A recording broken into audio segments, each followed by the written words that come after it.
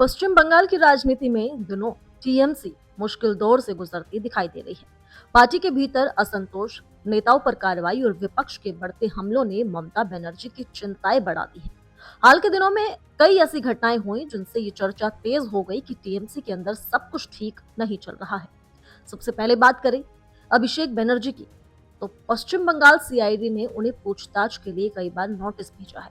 ये मामला विधानसभा में विपक्ष के आरक्षित कुछ महत्वपूर्ण पदों पर नियुक्तों से जुड़े प्रस्ताव में कथित तौर पर हुए हस्ताक्षर विवाद से जुड़ा बताया जा रहा है। सीआईडी की टीम उनकी काली घाट स्थित कार्यालय तक पहुंची थी। हालांकि अभिषेक बनर्जी ने स्वास्थ्य कारणों और पहले लगी चोटों का हवाला देकर पूछताछ के लिए अतिरिक्त समय मांगा है। दूसरी तरफ टीएमसी के पूर्व विधायक सब्यसाची दत्ता की गिरफ्तारी ने भी पार्टी को झटका दिया है। उन पर जबरन वसूली और आपराधिक धमकी देने का आरोप है। शिकायत के अनुसार उन्होंने एक व्यक्ति से 1 करोड़ रुपए से अधिक की रकम मांगी थी। अदालत ने उन्हें पुलिस हिरासत में भेज दिया है। ये मामला भी विपक्ष को टीएमसी पर हमला करने का मौका दे रहा है। वहीं इसी बीच टीएमसी के वरिष्ठ नेता और पूर्व मंत्री सुजीत बोस को निकाय भर्ती घोटाले से जुड़े मामले में प्रवर्तन निदेशालय यानी ईडी द्वारा गिरफ्तार किए जाने की खबर ने पार्टी की मुश्किलें और बढ़ा दी हैं। लगातार नेताओं के खिलाफ हो रही कार्रवाई से विपक्ष ये दावा कर रहा है कि टीएमसी भ्रष्टाचार के मामलों में घिरती जा रही है। राजनीतिक मोर्चे पर भी ममता बनर्जी को चुनौतियों का सामना करना पड़ रहा है।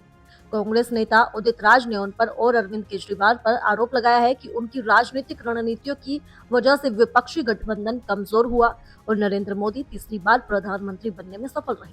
उदित राज का कहना है कि अगर नीतीश कुमार को इंडिया गठबंधन का संयोजक बनने दिया गया होता तो राजनीतिक तस्वीर अलग हो सकती थी। उन्होंने ये भी कहा कि राहुल गांधी को रोकने की राजनीतिक का नुकसान ममता बनर्जी और केजरीवाल को ही उठाना पड़ेगा। वहीं उदित राज ने टीएमसी में चल रही कथित टूट फूट पर भी तंज कसा। उनका कहना है कि जिस तरह पहले आम आदमी पार्टी में अंदरूनी संकट देखने को मिला, उसी तरह अब टीएमसी भी दबाव में नजर आ रही है।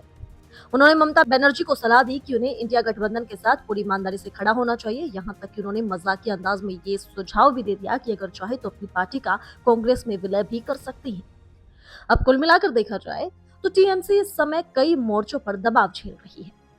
एक तरफ जांच एजेंसियों की कार्रवाई है, दूसरी तरफ नेताओं की गिरफ्तारी और पार्टी के भीतर असंतोष की चर्चाएं हैं। वहीं विपक्ष लगातार इन मुद्दों को उठाकर ममता बनर्जी की राजनीतिक पकड़ कमजोर पड़ने का दावा कर रहा है। हालांकि टीएमसी का कहना है कि उसके खिलाफ राजनीतिक बदले की भावना से ये कार्रवाई की जा रही है। आने वाले समय में साफ होगा कि पार्टी इन चुनौतियों से कैसे निपटती है और क्या वो अपनी राजनीतिक ताकत को पहले की तरह बरकरार रख पाती है।